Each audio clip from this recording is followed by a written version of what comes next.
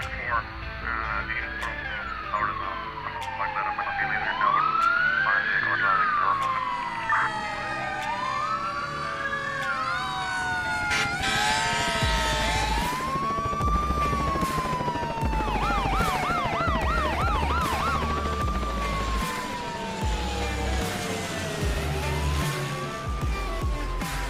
everyone, and welcome to another episode of the Noon Podcast. Prepare to be inspired as we embark on an extraordinary journey with our guest, Katie.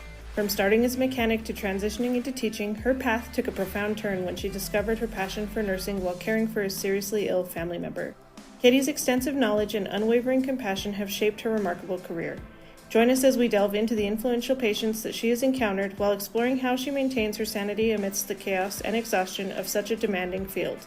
Get ready to be uplifted by the resilience, dedication, and inner strength that defined Katie's exceptional journey in nursing. Enjoy the show.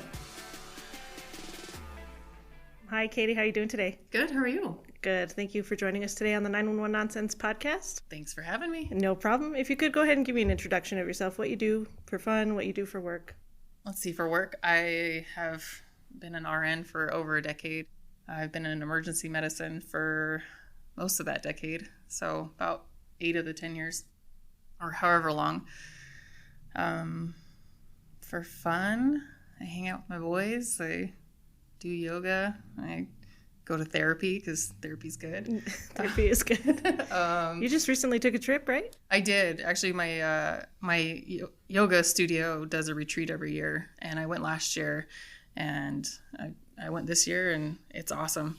You kind of fly into Cabo and then head up to a town called Cerritos, like Todos Santos area, and it's pretty rural, and you just go and hang out with a bunch of women and hang out on the beach and do yoga if you want, hike if you want, just do all kinds of fun stuff. It's a yoga retreat, and you go to do yoga, like in the places where you're going. I've never done that before, so that's neat. It's amazing. Like it's basically a house that this couple has turned into a retreat center. And so they have their own studio there on their property, and then rooms, and it's basically a house. They have an infinity pool and a hot tub. It's this huge like mansion type thing that they run retreats out of. Is it an all-inclusive? Yeah, it includes cool. Food and stuff and some of the adventures. But that's neat. Yeah, it was good. And you've done that a couple times? This was my second year. Second year. That's cool. That's a lot of fun. Never done anything like that for myself before, and it's been a game changer. I know. For being a nurse for as long as you have too, it's good. That says that you're wanting to help take care of yourself. Yeah. And that puts you in a good space. And you're not just a regular nurse, you're a charge nurse.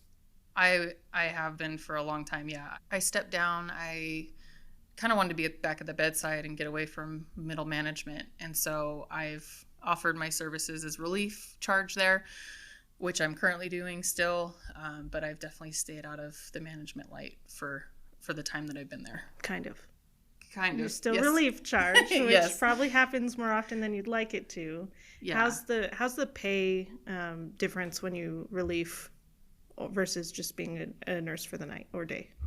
It's just a few dollars more you get for being a relief charge. It's not a huge significant amount, but it's a couple dollars more into the hourly realm. That's good. I mean, it's helpful. For sure. And I think for me, I've noticed that doing relief when I want to, like, that is my strong suit.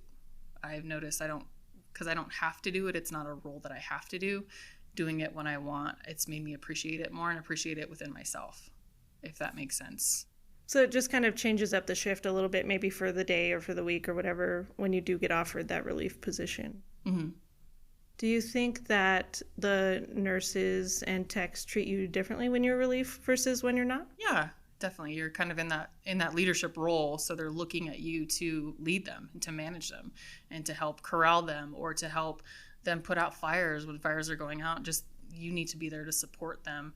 Whereas if I'm a nurse on the floor, they know I'm a resource, but I'm not utilized as much because I'm not in that role. That's good.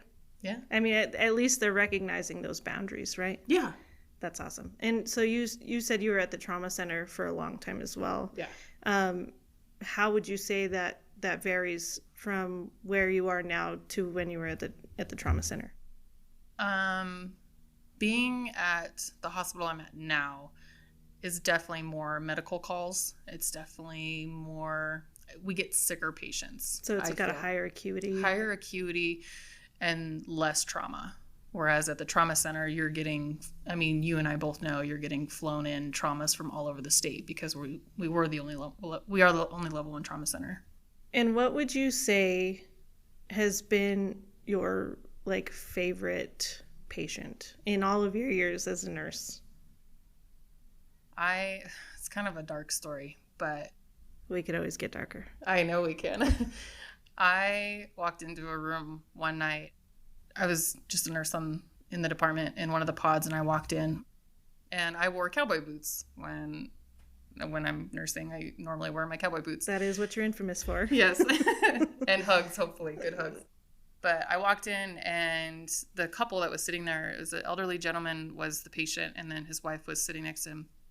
And they kind of looked cowboyish too. And I was like, oh, hey. And I was kind of assessing the patient, and he was there for alcohol withdrawal. And I just was like, hey, where do you guys live? Like, where are you from? And they're like, oh, we live in the East Mountains. And so it struck up an immediate friendship because I was from the East Mountains and I love the East Mountains. And then I found out we both went to the same bar and that it was just this immediate friendship. And she ended up owning my favorite bar out there. And the friendship that unfolded was lifelong. And he ended up passing, but we continue that friendship to this day. So when you asked me that earlier to think about that, that was like the biggest thing I could think of, because out of that bad situation came a beautiful friendship. I was able to be there for her when she lost her husband and grieved, and even still to this day, it's been years, but we still, like, I'm there for her and she's there for me. And so I feel like in this community, EMS specifically, we develop a lot of friendships like that. You know, we're there for people in their hardest times, and when we build those friendships, they in turn will be there for us in our hardest times. You know what I mean? And it's just something that happens automatically. Sometimes it's not even something that you plan. One of the cool things that I got to see, my wife was recently sick. She spent 12 days in the hospital, and a lot of us I think undermine the floor nurses because we're ER, we're badass, this is cool, nobody does what we do as good as we do. But the care and the compassion that my wife received was, I'd never seen that before, and it was really cool. And I would have to say that, we were there again for 11 or 12 days and had probably 3 or 4 different nurses, and got 2 or 3 of those nurses' phone numbers to hang out with outside of the hospital. Yeah, got invited to kids' graduations, got invited to birthday parties. Like, it's a really cool experience, and it was really neat getting to see it from the other side. So hearing that you're making those friendships and seeing that on the other side has been a really cool experience too. Man, we had some good times at the hospital. Yeah, there's a lot of crazy stories that happened at the trauma center, and I have to say that you managed it probably better than anybody else that I saw while we were there, because you just took it in stride. Thank you so much. And you used a lot of resources. One of the shifts that is probably the most memorable for me is when there was a bus crash. And we were getting 20, 30 people out of that bus crash, and watching you utilize the resources that we had when we were in the trauma bay.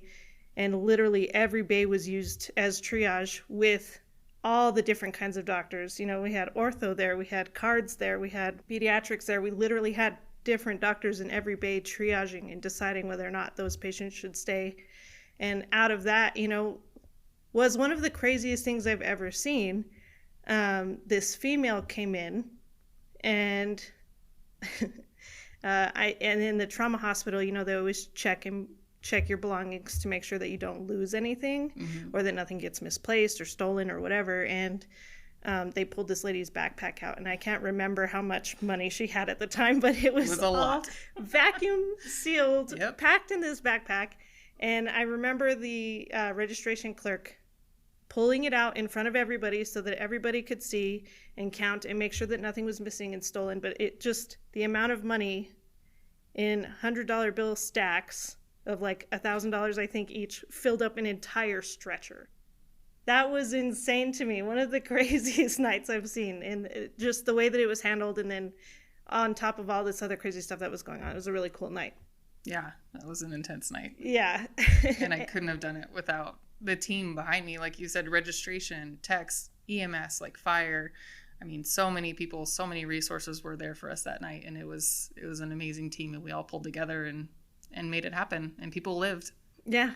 Yeah. A lot of people lived. And that's another thing, to recognize you for, is that at the end of your shift, you're pretty active on social media, and you'll get on and say, thank you so much, team, and you'll tag a lot of people in that and have those conversations outside of work. And I think it's a good way to promote conversation between your team members, which is nice, because working on the ambulance and having worked at other facilities, you don't always get that support.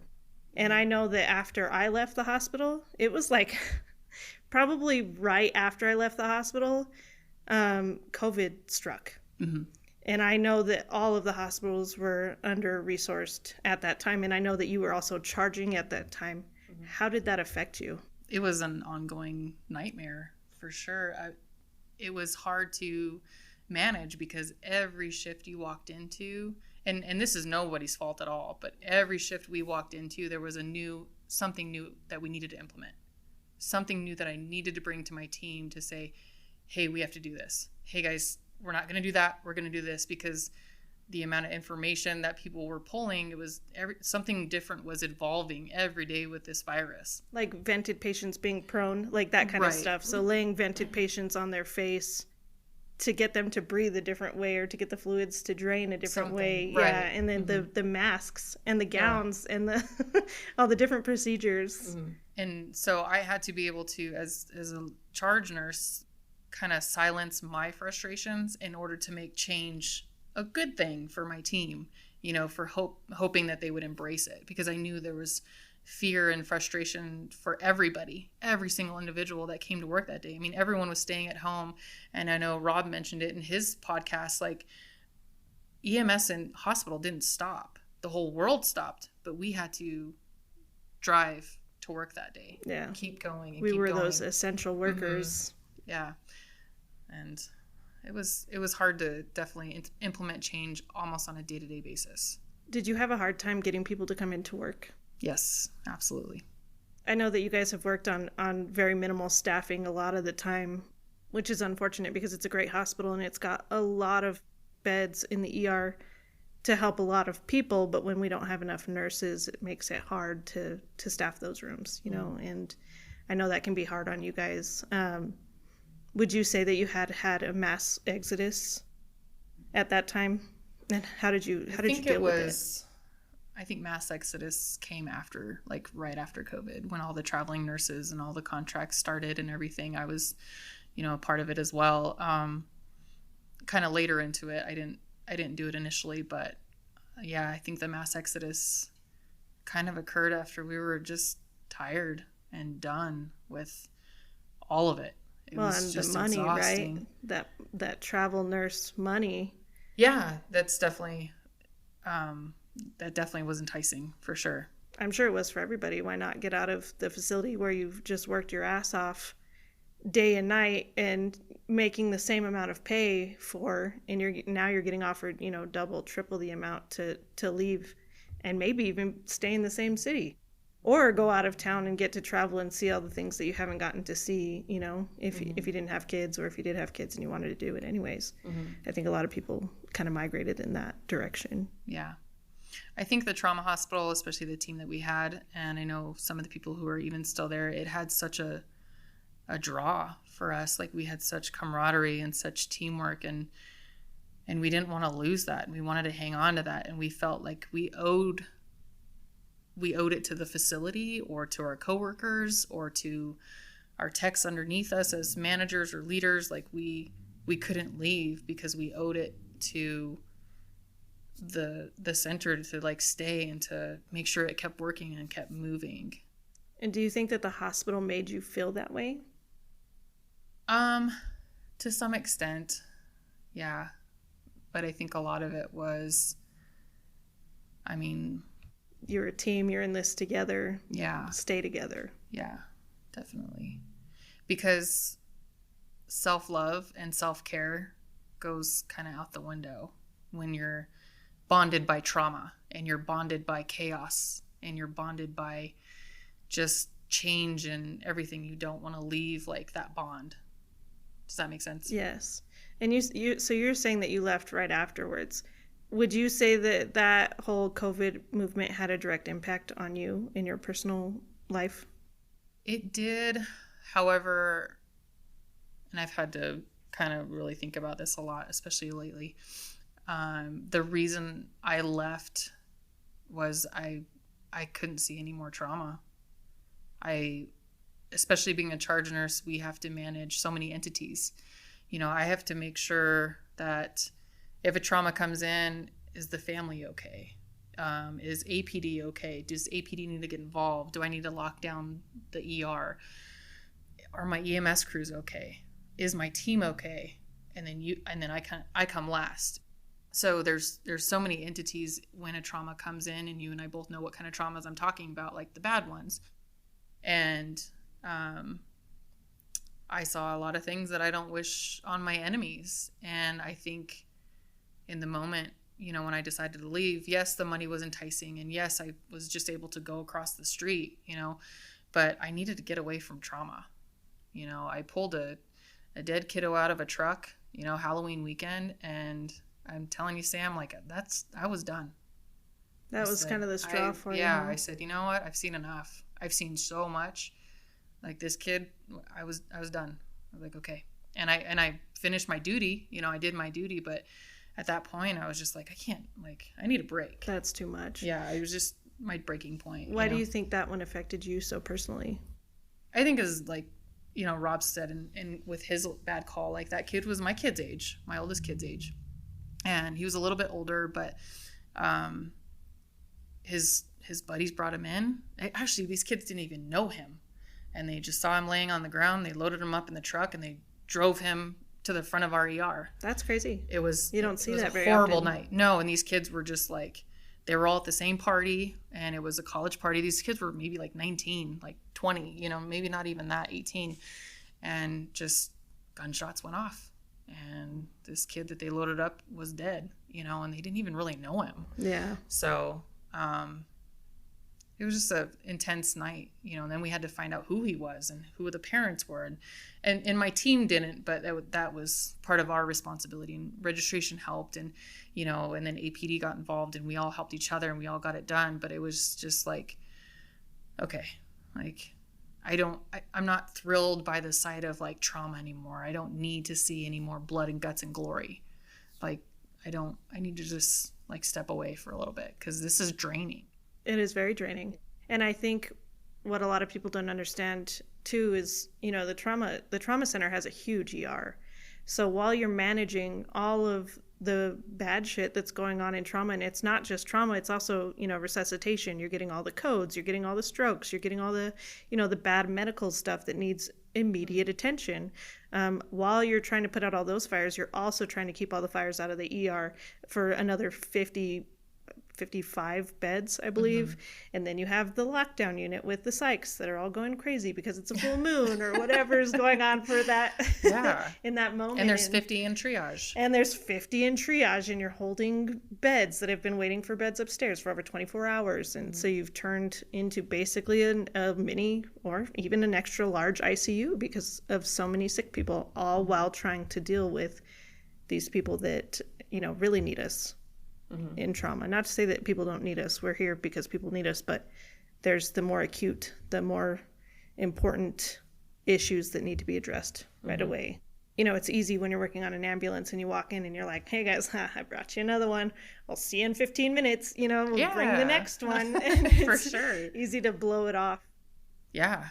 So I know you said you went to a yoga retreat earlier. How do you cope with that? What do you do to when you go home? How do you take care of you?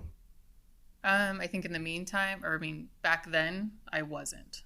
I think I was stuck in a lot of the routines that a lot of us are in, like drinking and not sleeping and just really not dealing with any of it, not facing it, getting into bad relationships, just not taking care of it. I wasn't taking care of myself. I was this great leader at work, like this, like someone that everyone loved and cared about, and I loved and cared about everybody, that when I went home, I just felt like trash. Like I just felt like I had no more energy for myself. I had no more energy for really anybody else. And so stepping away from that also was a reason I left, is I realized like the damage it was doing to my kids, and some of it was salvageable and some of it wasn't. But I mean, I jumped into weekly therapy almost, it's my 2 years is coming up. I got more involved with my kids.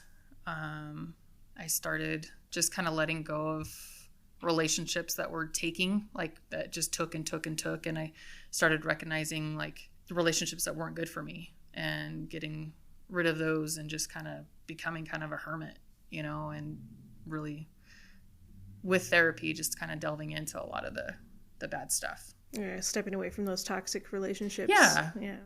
But I mean, first we have to realize like how toxic we are to ourselves, and then who's bringing toxicity into us. So I've really tried to work on that.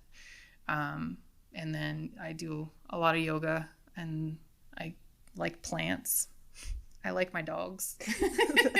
That's great. You know, do you think that's because we're getting older, the plant thing? Because we've recently gotten into plants too, and I think my wife's turning into a little old lady.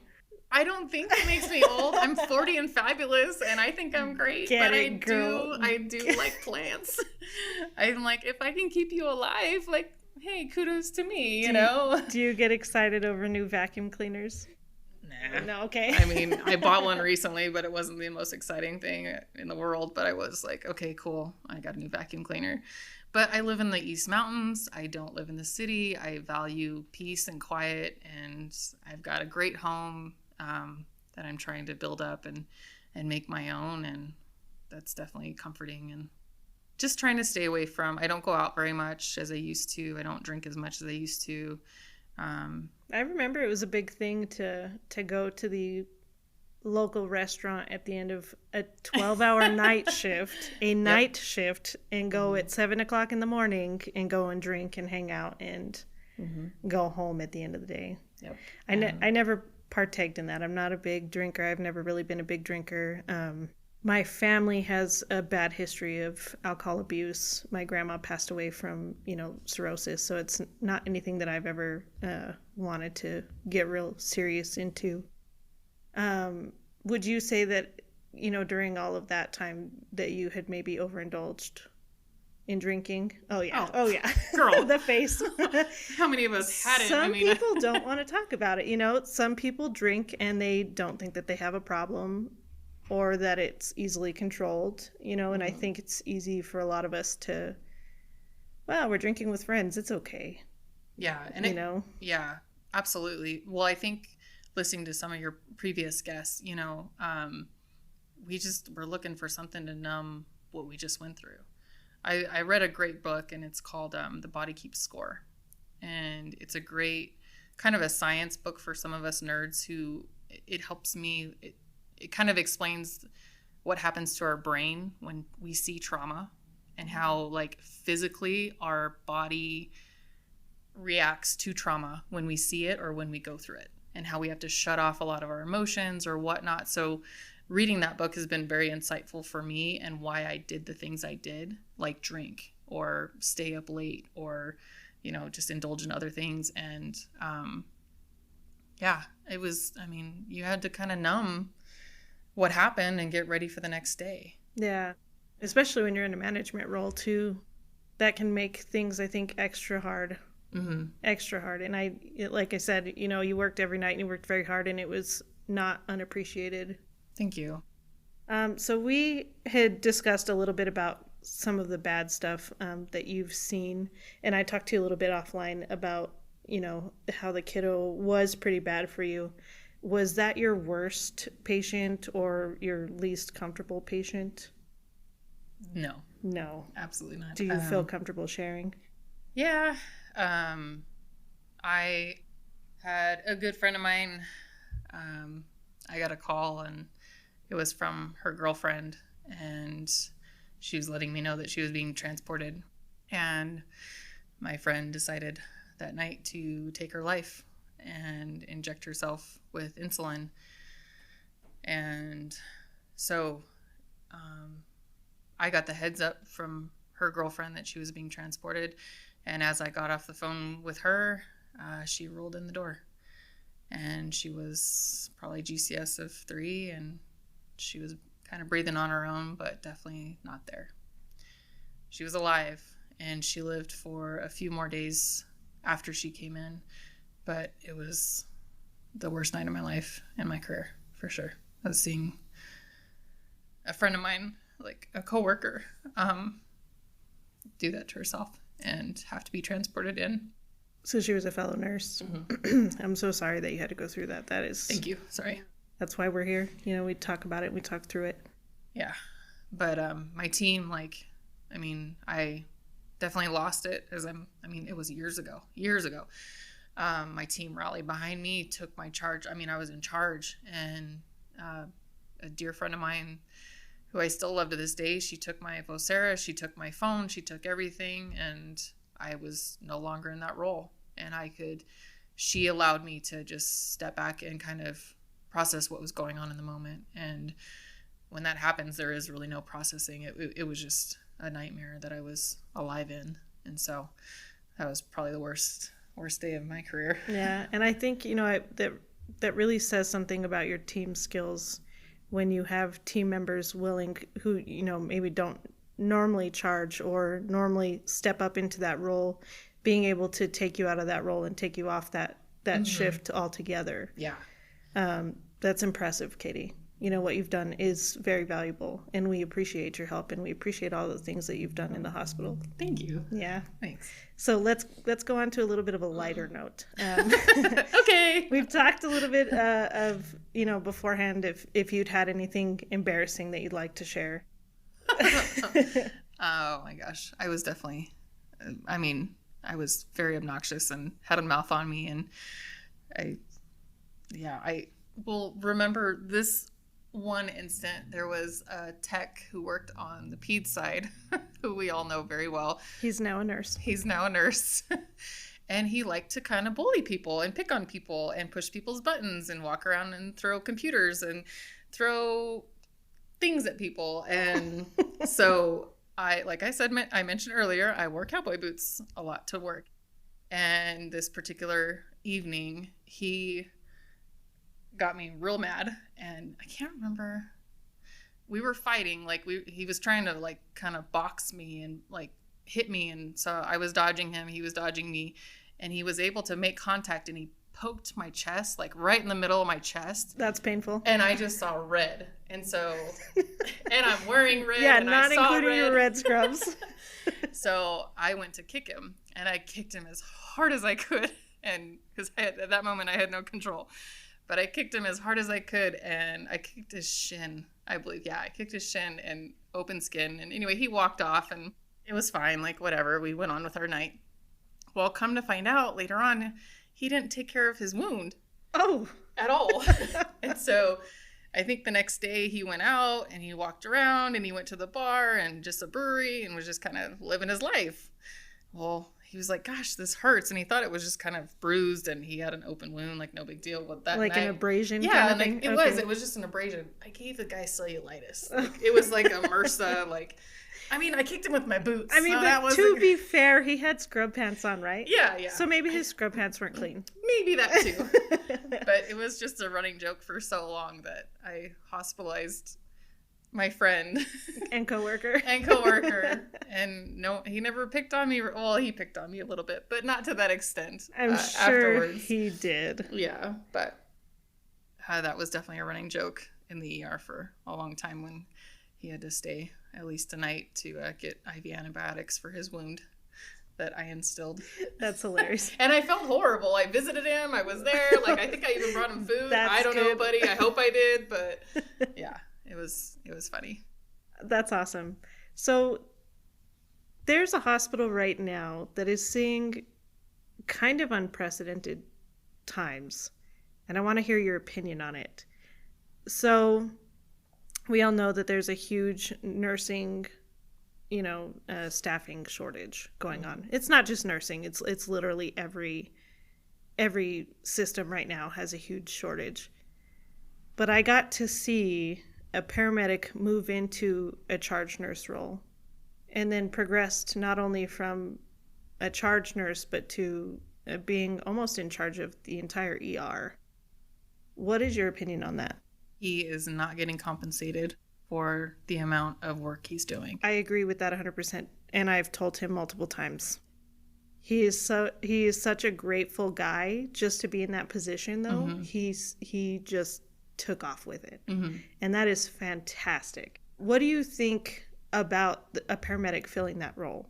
I mean, you and I both know how much respect that I have for EMS and how much respect I have for medics and paramedics. And I don't see them as below me, and I've never treated them as somebody lesser than me.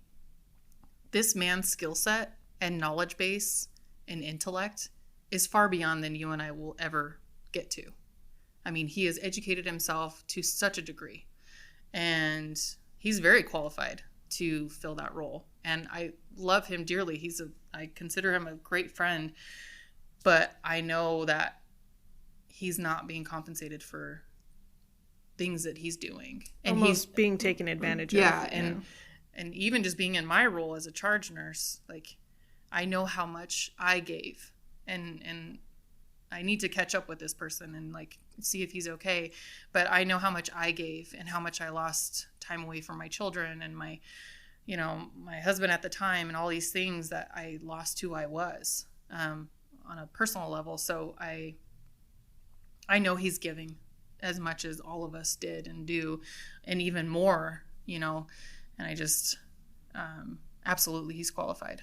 He's awesome. So outside of the hospital, probably not compensating him as much as he should be compensated, do you think that the nurses are respecting him as a paramedic in that role? I would hope so. And if they don't, I'm coming for him. You gonna kick those asses? Yeah. You gonna make sure you wear your cowboy boots? Y'all don't call me mama for nothing. I mean, MRSA for everybody. Sure. If that's what they need, buddy, I got your back. If someone's disrespecting you, I'll be there tomorrow. That's fantastic. Yeah. That's awesome. I think it was so cool because they took that paramedic role and they expanded it to so much more. Mm-hmm. And maybe it was a position that kind of had to be forced in because there wasn't a whole lot of options at that time. But like I said, I don't think they could have picked a better person to do that. Oh, yeah. And I hope that him getting into this position and doing these things gives more paramedics more opportunity inside the hospital walls. I agree. And pay more and respected more. I mean, I know the facility I'm working at right now doesn't respect them as much as I do. And they don't respect I's and B's, and intermediates and basics bring so much to an ER setting, so much. Sometimes more than paramedics. Absolutely, and management doesn't, especially they don't understand what they bring to the table. I do. I mean, I managed you guys for so long. I hired you guys. I have high respect for all of those spots. But management, if they don't get it. Do you think that there's something that we could do? Maybe to make that known, to make our presence as EMTs known to management in all settings, not just necessarily in the ER? I don't know. I think a management team would want to be open to learning those rules. I was kind of blinded to it until I had to be involved in it, and I was like, what's this crew coming and bringing me an EMS, like, what's going on? Hey, you know me, I'm like, hey, who are you, what's your name, can we be friends? Yeah, let's be friends right now. Hi, you're my best friend. Hi, who'd you bring? Are you okay? Do you need some water? Like, that's just how I am. Yeah. But it would take a manager doing that, and it would take somebody like, hey, who are you? Are you a basic? Are you an intermediate? What is that? Like, management needs to step up, I feel like, and be involved in an ER setting and be involved in like what the different roles are and what they bring to the table. I mean, we're hiring at the facility I'm at now a lot of LPNs, and LPNs bring so much to the table too. But we're not hiring basics and intermediates, and it's just this, everyone can bring so much to an ER. But I feel like management just kind of gets the blinders on and doesn't see like this global view that you and I have been involved in for so long. Sure. Does that make sense? Yes. Can you tell me what an LPN does?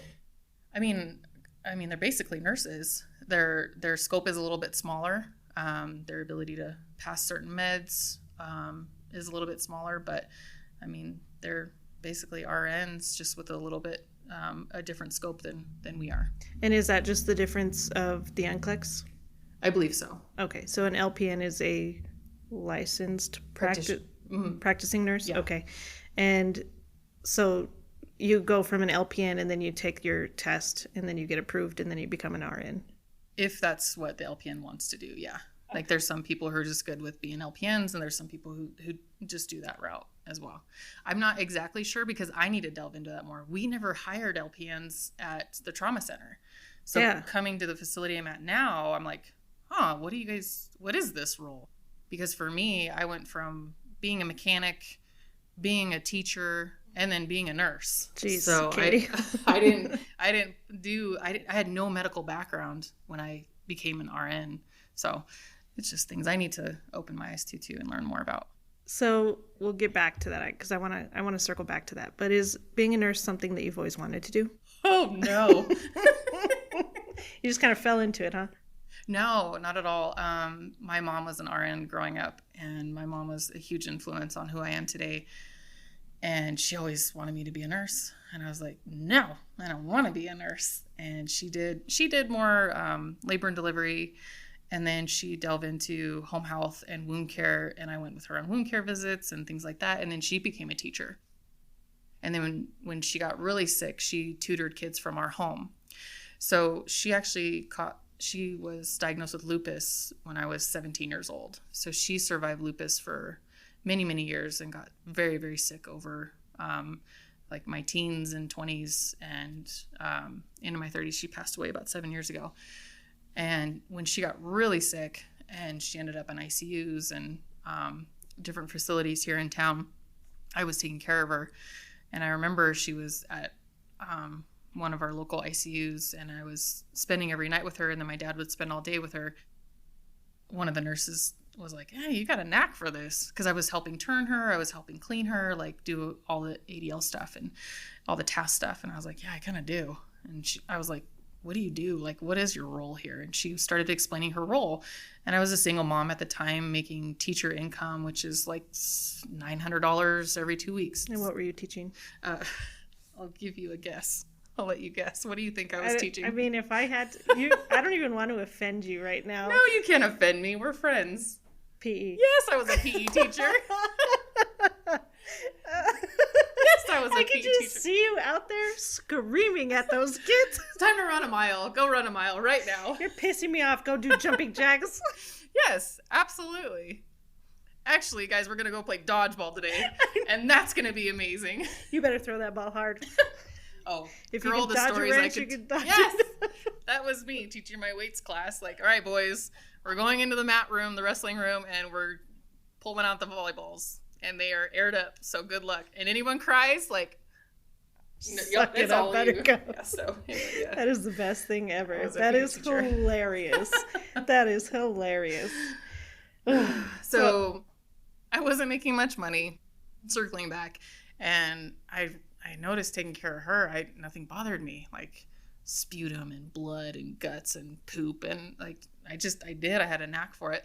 So talking to these fellow nurses, just realizing like what their schedules could be and how much money they were bringing in, like, and that I did have a knack for it. I was like, damn it, Mom, like if she's sick in the ICU, like you're right, like fine. So while she was still alive, I was able to, she saw me be a nurse and actually work at our trauma center. And so, yeah, she actually inspired me her being sick inspired me to take on this profession. That's really cool. Yeah. What an inspiring story. So going back, we had talked a little bit about it. You and I had talked a little bit offline too about how you're kind of wanting to move away from EMS. Which I don't blame you, right? We've both been doing this quite a long time. Mm-hmm. And you talked so highly about what EMTs could do and what LPNs could do. Could you ever see yourself moving up into a higher management role and maybe kind of defending those positions? Absolutely. Yeah. I think I'm just stuck right now and not knowing how to start that and where to start. And maybe somebody listening today will help me feed that. I don't know, but when you asked me to do this, I was telling you offline, like, I was talking to my therapist about it, and she's like, well, why do you want to do this? And I was like, well, I have a lot to offer. I do. I have a lot of insight. I have a lot of education, and I have a lot of support and love to still give. Like these new grads, new nurses, or new intermediates, or new paramedics that go onto the street. Like, I wasn't in the streets, but I understand. I want to tell new paramedics how they should be treated when they go into a hospital setting. Nurses shouldn't be mean to you. Providers shouldn't be mean to you. Like, you know what I mean? Like, I want to be an advocate for these children, basically, that are being hired. In EMS providers in general, right? Yeah. I mean, I can tell you, as a flight medic, a couple weeks ago, taking into the trauma center, I had a doctor like, why didn't you do this? Why didn't you bring this patient in earlier? And you're like, the weather was really bad. What did you want me to do? I can't bring this in any faster than is physically possible. Right. So I think that would be a good starting point for you. And I hope that, either through this platform or, with some determination, you can maybe bring something up at the current position that you're in. Mm-hmm. Thank you. Or at a different facility, wherever you feel like you can get the most help. That being said, do you think that the hospitals, and I will tell you, when I worked at the hospital, I didn't feel like there were any really good support options for when we worked in the trauma center, and we worked multiple codes in a night and multiple traumas in a night. Being in the management position, do you feel that the hospitals offer enough support to their employees? My initial response is no, absolutely not. I know that we're all human, and managements, they're just human too. And when they're not in the trenches with us, they're disconnected, So I think they're trying to set these platforms. I think it's a good starting point that they're attempting to create platforms for us to debrief or for us to vent. I know before I left our trauma center,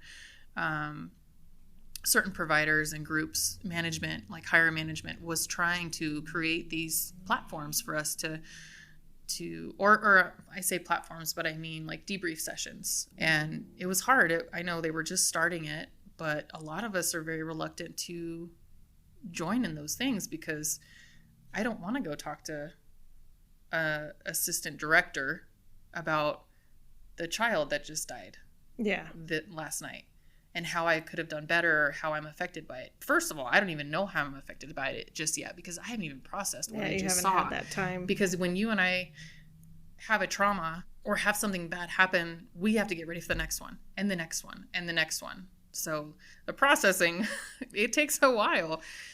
But I think mental health and mental awareness is becoming a bigger picture and a bigger thing for people to discuss and be open about and support, which I love. So I think it's coming, but it's just stepping stones right now. Just needs that little extra push. Yeah. And honestly, like, we would rather go drink with our friends who just all trauma bonded over this awful night and go drink and vent and numb it than face it and then like really process it all. I mean, it takes work. I mean, I've been in therapy for almost 2 years and it's not easy. No. Therapy's not easy. No. And taking back layers and layers of years of stuff, it's not an easy task. It takes a lot of hard work. Well, not everybody's going to jive with their first therapist either. And I think that it's easy to go in and be like, well, that wasn't good, so I'm not doing it again. You can always fire your therapist and you can always find another one. Mm-hmm. But I think part of that is you needing to take care of yourself and you finding that within yourself, to go and find another one and to try to make that work. So I'm glad to hear that I think you've been with the same person for the last 2 years. Yeah, definitely. And I think, I know you guys talked about it in Rob's session. Men, there's a stigma there. There's a stigma. It's awful. And I enjoy when I meet somebody and they're like, yeah, like I mean, when men are open to it, and it's so beautiful. It's such a wonderful thing, because so much that they go through is just as hard as we go through as women. I mean, take gender out of it. It's just humans are hurting everywhere. So it's amazing when people recognize that they're hurting and they go get help. Yeah, I agree. It is a stigma, and it is a stigma that's worse for men, but it's also a stigma for EMS providers. And I've talked about this multiple times about how we're just told to suck it up and just push through and go through it. And I do see a change, and it's a good change. Mm-hmm. And it's going to be a hard change. It's going to be a really hard change for EMS providers to step up to take care of themselves, and then for also the managers to step up and take care of their employees. So if you could go back and give yourself a piece of advice, what would you tell your younger self? You are enough, and take care of yourself. Like, we're just not taught to take care of us. I love everyone else. I love so many people, and I still have so much love to give. But I am a child when it comes to loving myself and teaching myself how to love myself and how to give myself what I want and what I need. How would you define PTSD? It kind of wraps up in that whole triggers. You know what I mean? Like, I know we've all thrown that word around, but I mean, PTSD is a real thing, and it's, and just something kind of triggers us of something bad that's happened in our past, and we react the same way we reacted when that incident happened. Does that make sense? Yes. So we're reacting in a way that we would have when that situation happened. And would you say that you suffer personally from PTSD? Yes.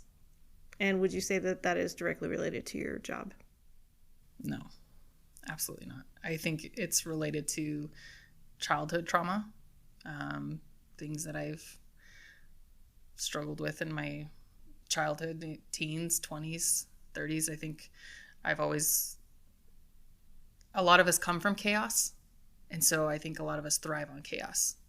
And then falling into EMS is just chaos. Whether it's organized or unorganized, we thrive in chaos. We live for it. We love it. We're comfortable in it. So part of my PTSD and part of my healing is coming out of chaos and being comfortable in peace. And it's a whole new world that's very uncomfortable, because that's where I live. I'm okay in chaos, but I don't want to live in chaos, and I don't want my sons to be comfortable in chaos either, and to thrive in chaos. So I want to teach them to be comfortable in peace and self-love and self-care, and that self-love is not selfish. So what advice would you give them today for their future selves?